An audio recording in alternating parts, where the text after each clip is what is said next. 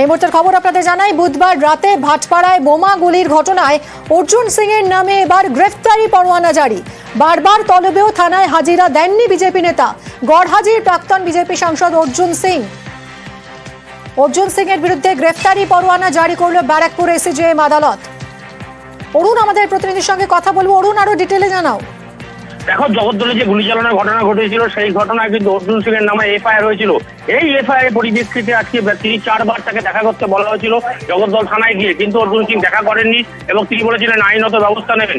এরপর তিনি এই রাজ্য থেকে অন্য জায়গায় বাইরে যান এবং তারপরে কিন্তু আজকে ব্যারাকপুর আদালতে এসিজিএম আদালতে তার বিরুদ্ধে কিন্তু যে অভিযোগ দায়ের করা হয়েছিল তার পরিপ্রেক্ষিতে বিচারক কিন্তু তাকে গ্রেফতারি পরোয়ানা জারি করে এবং সেই ঘটনায় কিন্তু অর্জুন সিংকে যে বাড়িতে গিয়ে জিজ্ঞাসাবাদ করেছিল জগদ্দল থানা পুলিশ আইসি মধুসূদন দত্তের কথা পরিপ্রেক্ষিতেই কিন্তু তার নামে এফআইআর হয়েছিল এবং তারপরে গ্রেফতারি পরোয়ানা জারি করা হয়েছে। কিন্তু অর্জুন সিং এখন যেহেতু রাজ্যের বাইরে আছেন সেহেতু কিন্তু গ্রেফতারি পরোয়ানার পর তাকে এবার পুলিশ তার বাড়িতে যাবে। ধন্যবাদ অরুণ। নিউজ